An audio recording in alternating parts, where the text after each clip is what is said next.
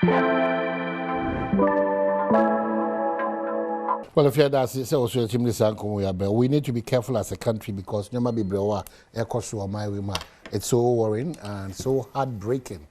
You know, also on a part, your mind is minor, then these are the things that come up for us to be discussing. We have challenges when it comes to education, our health sector, our roads, welfare of the Ghanaian youth. Very important. People are so frustrated, looking for opportunities in life. Nipa kosuku a omunya kwanya nyejuma, omunya bank bi asebi, bosia bi a entumu ni ho kase bi obetimi starting and crank. We are not getting this. Oko agreka frustration a draw amanfo anim kuayo. Etwitwa ekoko enuani gu areho ahonte. Ebi enya sa akokuduro no, ye wo hawo. So one a ya manyo sema tumi kura mo no. Mam ya nya careful. People will come after you. Because you're so must say, you. And people are observing the space. As some as soon as you can, or being think or can, or no fun ready, as much as it or how do you practice such a situation in a state like Ghana? How? Minister of Health, this is not encouraging to doctors at all. This is not encouraging one bit. It is not just about the minister visiting. For what? Transport minister, road minister, that has been our slogan from day one. What is this? To the extent that now emergency rooms are becoming normal rooms for everybody. No, classified information, they try just like that. Just like that. That is why I pleaded yesterday on Asempa that on the matter of the presidential jet, we cannot risk. It doesn't matter the Obiake Camry be no nim the oye. And our baby buaka the sim.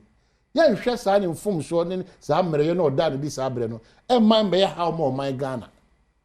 So if there's a need to go in for a new one, we should get the courage. We should get the courage. Yeah, Kasasa, we throw a lot of words in air. You really see about today. Because I'm here today, tomorrow I'll not be here. We are better as I could say, no more panam here. No. So, sad, yeah, because baby, posterity will judge all of us, one after the other. Whether you're a journalist, you're a trader, you're a politician, you're a businessman, it will judge all of us. The piano, and let's not forget, let's not forget about that. Let's not. What kind of country is this?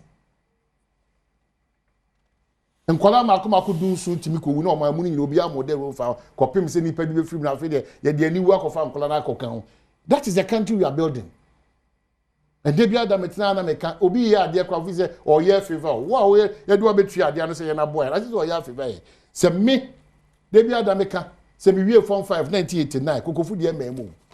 1989 and we form 5, we be seen Accra Kumasi Road has never been a priority for any government. Are we not ashamed? 1989 up to this point, Accra Kumasi Road, we've not completed it. These are the conversations. Melbourne University bar, even the traditional universities, almost bar, a chunk of them, they are frustrated. They don't know their head and the tail of anything. What is this? What is this? Medical care. And what's them saying? But for the president's intervention on major diseases, any ailments, no, Mahama care. We'll be wondering. A kura nipa a co-pensioner, on why you Mama Ghana for 40 years or co-pensioner, Boshumi only 300 cities and 250 cities. 200 cities or 250 cities. Boshumi. What is all this about? Please, let's be positive citizens of this country. Let's stop this politicking.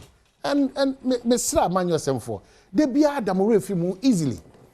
Power and money is so tricky. Power and money, so tricky. Sika, any to me, udi agro ebe da o rebe fi ho. In fact, do bebe na ya say the wokra no, o ya ni sebi entimi ye possible. O ya ni nyame pe sika no, sika ni to me. E do bebe rate me fi ho kra. And the politics that we are practicing, retaliatory politics of retaliation. Unim de adeba, ebeba nsu ata ponchireni, obeji war na chi no, a chaotic situation. Anarchy. Why do we continuously deceive ourselves and behave in a manner that does not inure to the bigger picture? That is the Ghanaian. Why? All what we are doing is retaliatory. Bibia ye biano, ye your mind ho do, ye nwini nipa ho, inti ene betrayals, recordings, setting people up, maligning people, blackmailing, character assassination. Ghana ni bi okosu biano, we try to cut him off. So oni ma ba mu dia, me mo mpa se Ghana nko yeda. We say and no bin pa your them say this administration should fail because somebody in this administration also prayed that the other administration should fail. Into 1 step forward, 22 steps back. How do we develop? 1 step forward, 22 steps back. Obi opposition, everything this government will do, you criticize because none of them the and among be abiding to be also kasafa. It was my presidency online. Now it's a national emergency. What has been the results? Because we are not truthful, we are not principled, we are very dishonest. A bunch of irresponsible citizens pretending as if we have Ghana at heart. What is this? Every blessed day, we are not talking about the good things that this country can offer us. We are talking about things that can hurt us more, break us down as a people. We are one unit. I am one to the extent that a security agencies. This country is divided sharply on partisan lines. A bit of person introduce tribalism crowd. What nonsense is this? When you are voted into power, how does it mean become an intimidators? Why? You better do some point, you should tap on and then all of us will be fed up with the situation. That's it. We wake up every blessed day, you don't tear the BR washing. Abaya or the people don't want to allow, and we're allowing people not to allow us to talk about it. Holding government accountable, na yentokwa, atinyi, dipachichi, nipakunkum, na.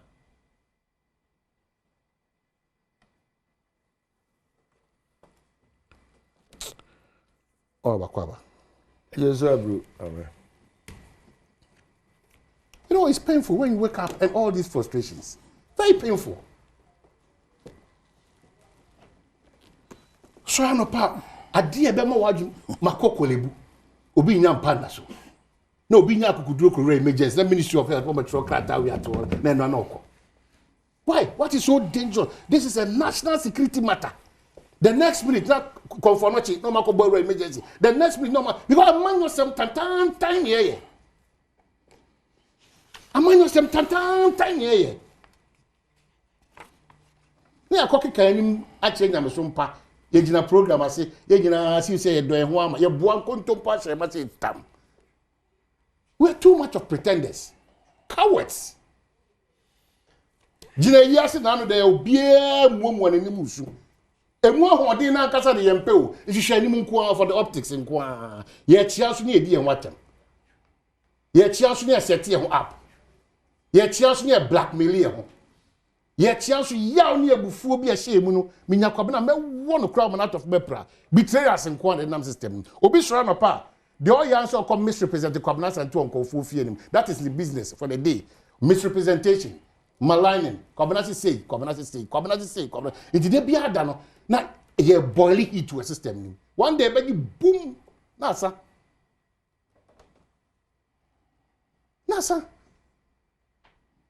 impunity in this country is becoming too much.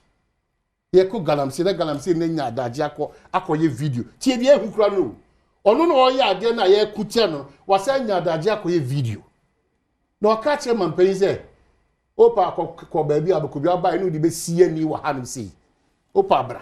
Ya ye krado. Ono otu fo magudi o. Anya ne kwan so. He has the courage. I didn't tell because so.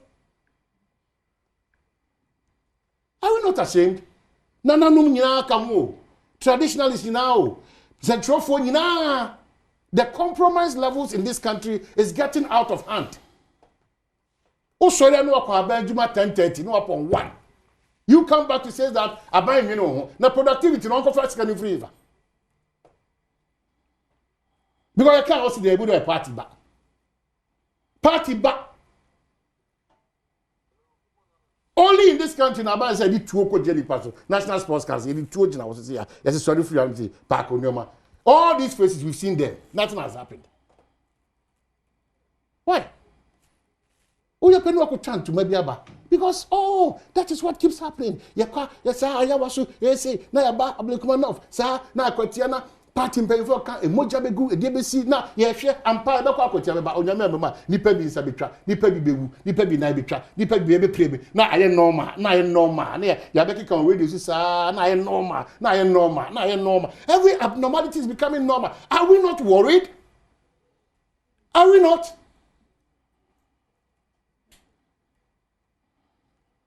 Na onya sika dan ma e dey for so pan also na o shuru kra na bebrebe ya open nyina echi na ya ukọ dem a za 10 bedroom plus building na we see on o that 10 rooms nyina a night na.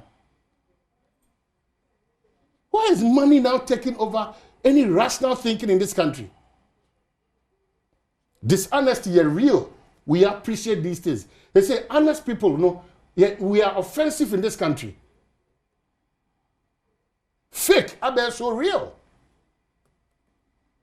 Insemunu nyoma ensem fata eno na amaya nya foundation jeja so e de pese ye wuni na also be adwuma ese fata whichever profession that you find yourself, even promotion gra unye bida. Why have we thought through?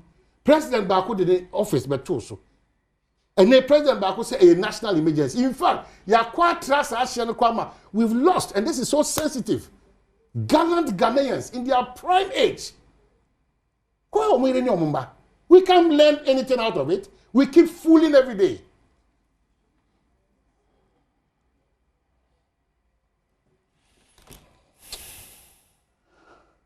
Yeah, honorable Pacho and Boko there. Adom nempa boniti. Enya batanso nya boko sa. Na no pay abufuo na ba no. Menyin tumi say boko. Ma me ma otiefuo nyina na ahwefuo nyina. Ati. Me be fi a chew. Papa. Na fi akọ. Fi akọ. Ordinary ja. Na so. Ayi ni a wahye abufuo no wahye ma mu ni nyina abufuo no. Mommo ni dine. Mo fa dine bi antu da. Say me kwabena na maye. Ana sa o haw na ba. Mommo mi din. Ani mpiesu e ha me wo fa ase e yo no a mommo ni din. Let us name and shame. If we say one shishemu bebrebe sa. What kind enough? What to full enough? What full enough? But as I see a tiase. Say see I tiwe. Say yania ye gidi fu Bible my promise me and so. I see about who nipa ne ba no. Nipa ne ba be wu. Nipa ne ba ni wu echi no atemu o. So, mienu abem. See a nipa and a nipa wu. So it tells you say the last promise which you time oh kind wa we say yebebu aten yebebu akonta na pempi ya na adwen ye say tutubotom ni na ono no kotu botom bo kro no ono kwa na ehuna man ana kromfo na odi tuo ko ono kwa na yekubua na ten me ne mienu office tumi ya de man o ma tumi ya de man den ye de ye impo unim de kura akuta wo da wadwene mu nim suku a wakọ no ehu nim de den na wo de boa afoforo na wo de sisi afoforo na ade hunhunu afoforo unyina so bi a wo den na wo de ye enti I don't know ebia see ya na ebe kọ no but me anopay me nyankura se kakra if you say enye obi a na obeka na no atum o ma mahunu eya na metie near but me te head wa mama hu say enye obia na hunahuna no be kana no atum ana onye obia na obema na wura afi ne ho se nura na enye ne kan a enne nso so enye a esese enye akokoduro ne kan now we speak truth to power ye ma ye nyina ye hunu se tumi ne bedi nsem a eye transient o etwamu akona no say PSA by once my saw her ambulance better say come na back and come emre dane agufura makuroma na akọ makura PSA enne oba jama twem ho abetra mfimfini kan oba na otentente no ze otete ze ene munyama befie enne o abem na ban na wo so oba pe ode mo na nim grant ni yi du baba biribia na mfifire tini se yi anti ene onyame adom me do no se Ghana father Roma. So what you bad yes because so I am red Danny.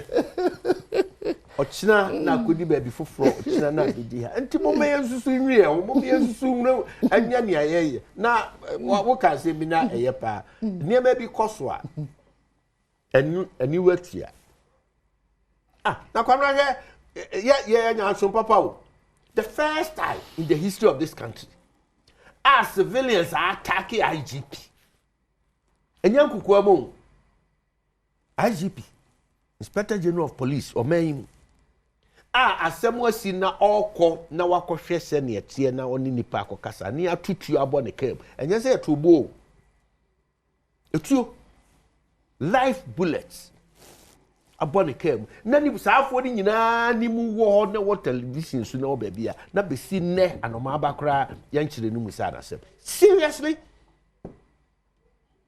IGP anya corporal bia anya sergeant. And what are you telling ourselves? Dear near catch yes, dear near catch people should sit up. People should sit up. Those in government and him okwa for message in a call. More them. You know, Uncle, it's not just about Nipewa Bemo. That's not the address. Abem for taking a chunk of that responsibility. But we also have a shared responsibility. We have. For instance, I disagree to Fachemi. Vincent Asifo on the issue about the plane. Same Kuntebu. But one could try and run to one number when in the year. To my auto and say, the Aja to himself, anti Menu Yin and I say, Enyenwa. But yet, to me, you not sound to my name, trying and rather than they be also more my name. It is Mumay. And to coming. What Timmy? Yabachi Okuja address, you say. Nano Dana, Mampea do Dankwa. And I can't sema to the extent that. Baby on the way share nam kurano now draw graph in the Ghana form. And ne ye you. If you see a really Ghana home, chain a man yourself, I am fast for. That is why the discussion is difficult for all of us now. But if there is a need for us as a country, not His Excellency John Dramani Mahama, because we need the entire answer. Or no original Ghana name, yeah, to the JJ. How do we do that? Back to and nothing I'm saying, and then my young crash same kakra because somebody like you, and I won't share, yes, independent minded. You was so could be brave or memoir, Christian Council or a soft penny for the papancream for way. The so-called civil society organizations, the so-called the neutrals, where are they? Enti me can say, na no asem na esi na ye nyina hu se na ye na moa no. Ye mfa hu chopper mre Ghana fo. Mo de akufo ado na dan ko akufo ado ohia mo chopper. Ohia efise nya no hwe. Na mom Ghana wo you pry on the conscience of the people of Ghana. The subconscious of the nation. Mo de o man no tibia ne na dream po edi agro. And yes, Ghana then we all know, say, a failure, atonement, a bem into Yenya Maninka. Now, a bed, cemetery, now man penny to choir. Now, maybe hear me and say, he no offer, and he no cura, a dear no they call. Come last week I may be play now with Timo Ameba. For the whole 6 to 7 hours, who near hot talk? Who since a room? He be uncrem, wafro mango dua kra wote so a wo fom kakra no eno kra hwe fom kakra now since no nyame ayi wadom no de wabedu de be ne wo anije be ne wo akwantuo mu se wo ye o ma adwuma na kina wo ha de hye na wo ha de hye na helicopter ya ade ya wafro bi pe wo ye EPA imprenum EPA 5 different times it could have been me. It could have happened to me and me team at that time. It is a year so be na nya and no be na ye de. Ye dada na ye kwa ye be. Ye kwa ye be. Ochina na position na so abedi bi. Ah ne me aminu akuma foreign minister. So na odi position. Utukwan ukoba. And I agree say me adu say yeah conversation no yes sano near more man konanim but ehia say agitum say nya dia ye me pa man so me dey me nkoka mapa euro akufo ado chew if say ebia to them no you deserve apologies be fine but Ghanaians deserve timi cancel man panin na wiem o dware na odunsogu yeso enti na anu a president Mahama tukwan a wokoi sesame so mbeka se onam wiem na odunsogu yeso ada I mean how can we and you get people in this country to believe if you say good people who wo mti ade na say ye kom enti de on ti ase no won chen onim so kwamna ti ase a ye kom tie na ye no kre ani ye ne say a proper sense she said that was say she ground most of our helicopters yeah presidential jet see a ground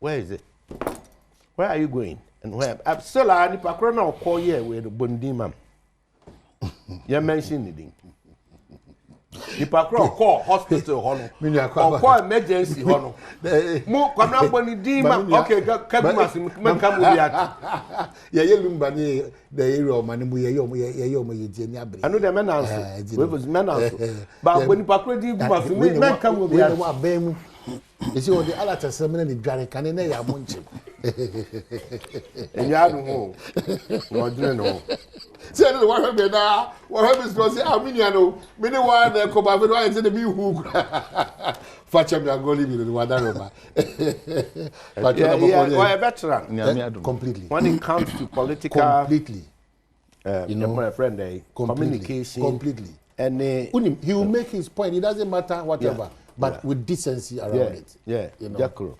onidi obi atem no to the best of my knowledge but what you very menkanze diabolic in communication me never menkanza any match ejmo boko bubusu kakaka party mo sise ne bayi good mama keviati ono de questions by you no problem but you are no by say ono de ebra ya gba no no me mbese no o ka se de bibia sisa iti me man kwa man di ni nkomo bia amane ma me mfa akwanya esi na minchi akafo na edikan na me na wasenso in a very special way when the going got very tougher you were there for me we thank God that's I mean sure honorable eja they say na mashia mo be ni e wo afri so me mfa se da mu eden pa ma minimum papa yi they say na oye bu amena back in opposition he was always there for me. I've been looking for an opportunity. I met him at Danasi in a very special way. Because I say, may ye breed the Ashana, I'm sure they met me. I am Ashana. Honorable Medicine, I could put insurance. Sudan Kenya. I mean, him say, my papa muno. Ye bet me, I be a bayan kaidum kese. Na, me now I see you. Na mean, so, na mean, far. I would dapa. Happy birthday, madam for biwo. What friend of ma. Okay. Or me refikro yidi no konyako abuna konyako yo me je so ahwe o program nti nyakopon ma wo mfi bebre wo wanim ahoden ne nkoso wom wo de ngomo bi abatu gba me je se bododo na wo ne amose ne ma ze be discussion e fa hospital ho ne ya e fa wi mi hyen ho a ye de be shame na no kwari ni kwara o man no ye hia reset no too much. I love the word. you hear resetting.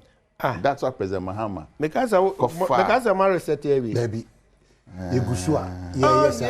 Baby. Yes, and here. There were 4-year mandate for the NDC. Until resetting and started January 7th. In Yegusu. Money church. You don't see here.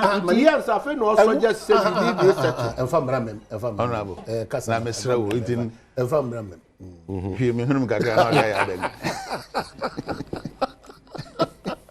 Minimum Gaga, my favorite guy, I beg. Mesra. I'm going to have some Kaka. Oh, man. Near Mekani. Ghana, you hear resetting. Never was honorable visa say, dear. As a one, Jamoko General. O Kaubi. As all can say, if you can't answer, to us. Yeah. And the answer now say, we hoof him. So, because resetting, MPP grabbing here, we are resetting. Exactly. Baby, you jet down near my idea, Joe Match. Oh, then no, send a more commodity. Says Ghana, no, you're near island, and we are in a global village. Inti Bravo te Ghana Hana Uzo NDC MPP nti yen say near man na Togo ohina no heya ebia one day one sense of urgency no e be fufure de won be ho nim inti yen hu say oman no eye nyina dia wo say me kasa ahase no obia nim so honorable ye MPP ni me ye NDC ni enso mwa bebre e no ye maame just one me ni asem ana me bo Sanity. Inti ese dan na sabio honorable ni ambition so ba be president inti me fa ne hotan na ma bompai bone ama de nyonko no tini yo me bompai bone ne kura ma obi foforo because of honorable inti na be honorable so na me fefefe he na me ya sem ke sister be to Ghana for obia nsunu gu yem obia ho hia no ya kan reset ni asemo so e be fiase ama mra ayesi ye de be sumo man aye adwuma then amanfo bi antra social media anye so what you say nipa no ye because Dr. Bawumia win election 2024 enjoy because of support to Dr. Bawumia. Dr. Bawumia one no President Mahama one way you na say not to sir it's na me awoye no we for what then I motivate you then pa na person onya fim ha na ese hwa asem ni fi enti sabi mu na o ya ye sabi metimaka ojimofu ana me boa then now ye sabi a contest of ideas fi no wa just say me no don bu dia bonten a my no bone say den grobe ni sabo masomda it won't happen one tia se grobe for my ne oni woni yin kasa na da no ya de be ni anyi ho e kire level a young togetherness na wo ye relationship e bi ye busua ofi ba akum oyi nuani nso oyi wo party say enti yan aye na mu nchen no so kina be so yan fa mra ne ni obi na serve as deterrent na ma obi nso ankoye bi okina dia obenya political parties ya ni abegina ntanka so na adan na wa chiro semesi na adan no ndo ye ne say na ne nansa kro obi ye bi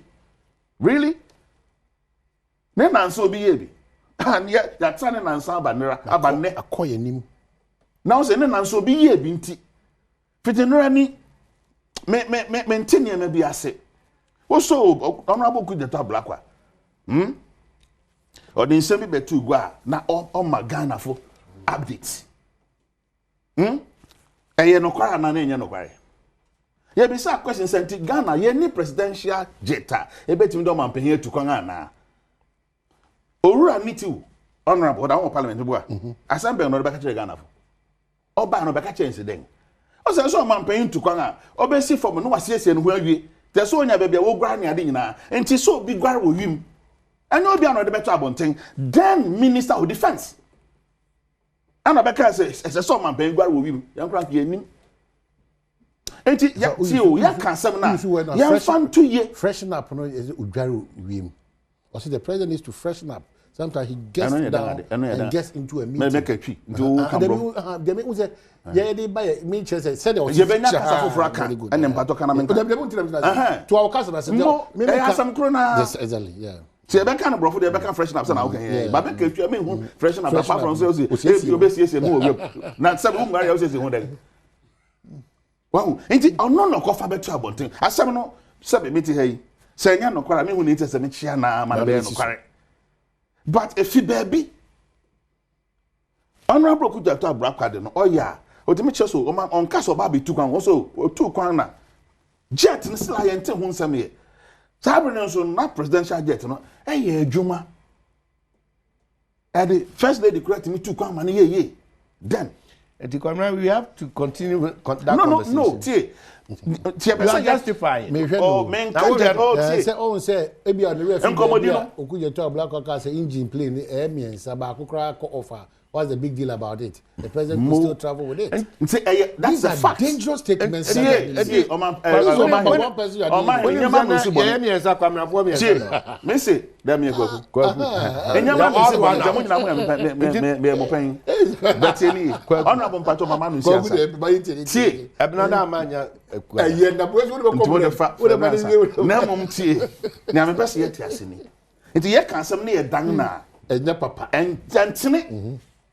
So what I say?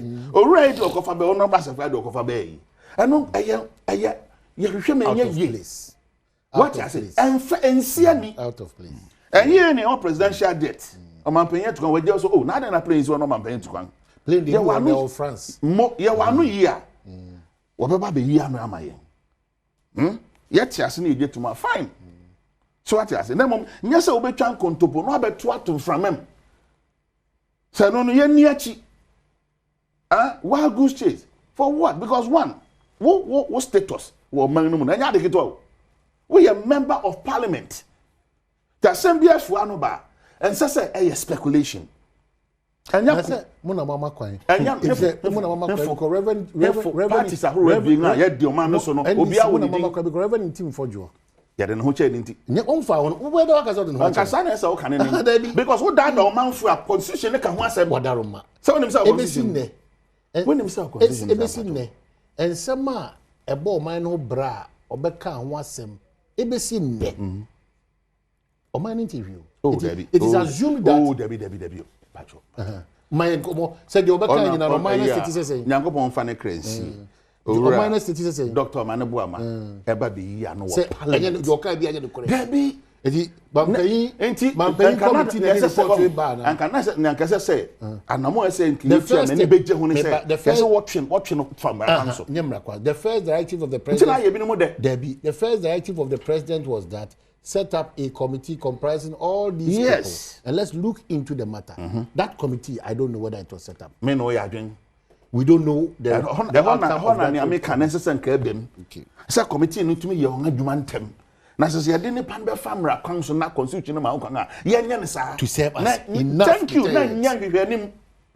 But I am member of parliament inti ye Jawson say ho because ya kwa ko hu say ye member of parliament inti no nche so betima ka me ye pese ye ne ne ha. Oya colleague inti ya twea.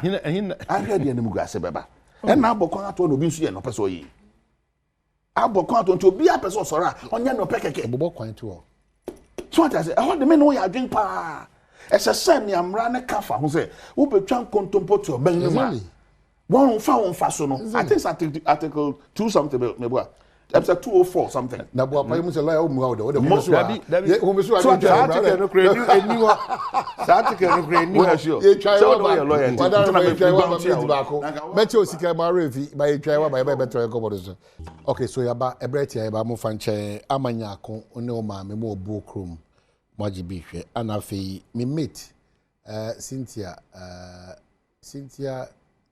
Edu Jemfi yeah Gamre be fi with Cynthia Edu Jemfi onso waji bra o hwe bi menuaba eware Prince ana Rusla onyame adoma de boachiansa na ofori badu abusua na ekamabom on the 12th of September ewo eye afrancho OA ti Rusla on Prince yebeba be time wachi okwanso nkosokra make out be say Joy News Habitat Fair nso no third clinic no ebrenedu wona so ya sese emphasize mediation ko emro DPS Pipes Superlock Technologies Limited, Safety and Home Solutions, Virtual Security Africa, Elegant Homes and General Construction Limited, Gold Key Properties, Ayuda, Ghana's #1 service app, special gardens, memorable living, DBS Industries. We truly are your root experts, door masters, the best indoors.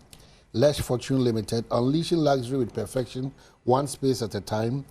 LandlordAfrica.com, bringing the real estate industry to your doorstep. The Builders Market, bathroom, get it right. Right House Energy Limited, let's build smarter energy together. And then we have Syntex Tank, a strong, a tough, Interplus. We make sure water reaches you, even space. Clifton Homes, beautiful homes, wise investment. Western Villas, where dream meets reality. Nti Habitat Fair no, about that opportunity, I'll be team there, see if you see what fee, all the ups and downs and the corners all down in our shadow, so and be part of it. A chassis Friday, September 12th to Sunday, September 14th. Good Parker, a bay mall, a bay Accra mall, for the Joy News EcoBank Habitat Fair, the third clinic. The air brewing. But if we Mpensenpensenmu, just one or two minutes, but then we can wrap up. And I've seen this story. I'm say you do come more. So we add true light because the exportation of timber. No? Yeah, I reflect. A friend said legalization of timber products, any timber export. The rules should become one. Yeah, now Ghana ne EU. Our agreement with a friend of VPA, voluntary partnership agreement. Okay. Actually, started actually na afena yetinya. But unfortunately, timber products, timber na emukra no, edondo esan. So when crash now where you know century. Samates for boss no. This is the Samates guy. Yeah, Samates. Yeah, Osan Forest Commission. Yeah. I this a board member. Mr. Kofin Century, the father of modern forestry in Ghana. Never know. Now, as much as I'm happy, say yet me I near this fair certificates ama companies. It's being threatened by illegal mining. Yes, our concession there, the amount na yakoye one agreement, a man who certificate. And one year two guno, year two is a sinigun. CCA, a friend say, Birim River, ye diverted. Birim River. Why ne diverted Birim River, no what near to go do not know what sa for one. Why ne, yes, sir. I just say, yeah, near mam, I'm to say more, may mamma, Ujo baby, any. Oh, until these are national issues. When somewhere else you train I been a bustle. Now you come once a nenipa ehu. Abra, you go so a ye mra, near the Ensabinkum, a yemra near Yensi, Papa said, near the Enseni Fanto so as a drigu. Where are we? My main family and I'm more rat at your IGP. Oh, yeah. Abasu. No query, Papa, no America crania. Obey IGP no okono so na so say wanfa nense kan go from wasori apagya hu ne wama ne muso prekope galam say fight no aban no so egusu a otutu ne mayi ya kwa nganim eyokwa bedia for the first minister after incident cabinet committee it just should be or should be or see and na yen ko say just should to baby aye fiba na so ko no fa uhwe ufa akra ko udu baby a railways on turn am isi region brief so see no say o makata ho nyina o makata manana dak we dey you be neka kwan nche nyina o tu kwan ho si akata na kamera so aye ke camera kata ya camera tuo wo ma o kata ha do e dey yan free back we be na ko wakata tu wa baba he na honorable mo so o ko gu ho say nti ne egu say yetu ana mo ni wakata tu so wakata ba bi adu fia wo twe ni wanti mi antu ana mo papa bi fia wo twe wanti mi antu ana mo papa bi obi abosume so on kata ni na sui Germany menim say president Mahama o won si ya ni won kusia ya wa sheda say kan bi obefa so a galam say kono ye be tisunku ni no obefa so am ye hia man mi nyina support a sebi ye the man na group vado in 2017 sa support nana ye bisa say kana fu nyina no ye the amount ye support ni ya amount we are sure oh na na ti I say there's I didn't say nobody is holding you 4 3 2 1 okay So that's my number not to ourselves. 0540 668 star star star. 0540 668 star star star. That's the winner. Sika dials star 281 hash. Select option 4. I don't know. I'm saying fight to them. Yeah, Oman City. Missy, MP before him. Also, the catcher on say MP before when he say obey a resetting. Yeah. The matter say ni who could them be to when so best of boa. One party no entity. Now matter honorable. General Secretary. Oh, okay. Campaign count. But I'm see only when all the fans. I'm not crying. I'm fans. I'm from You didn't so of the number. Now